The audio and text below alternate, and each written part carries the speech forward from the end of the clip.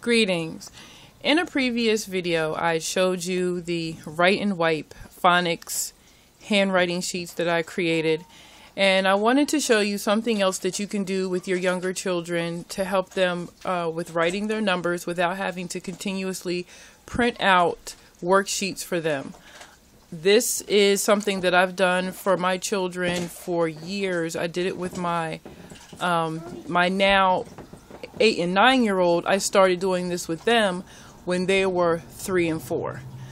So this has proven to be quite successful, and the transition from this method onto writing with regular paper, there was no issue at all. The transition was smooth.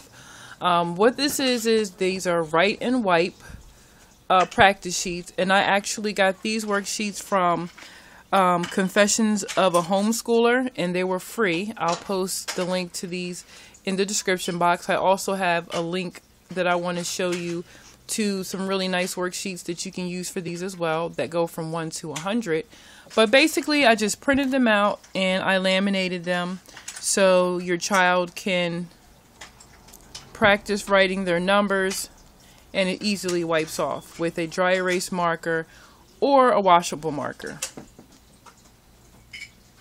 And what I like about these worksheets are at the bottom, there is a little section where they have to search for the number that they're practicing for that day. So they would have to find all the zeros and circle them. And these go from 1 to 20. I'm sorry, from 0 to 20. And they look like this. All the way to 20. And then what I did was I used one of the worksheets from the other freebie I got off of Teachers Pay Teachers.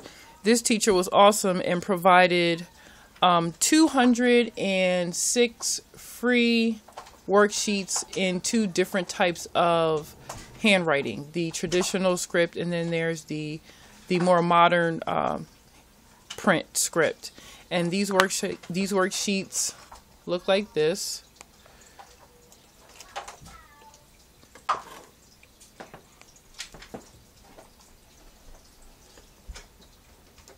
And these, I got these off of Teachers Pay Teachers. I'll post the link to these in the description box as well.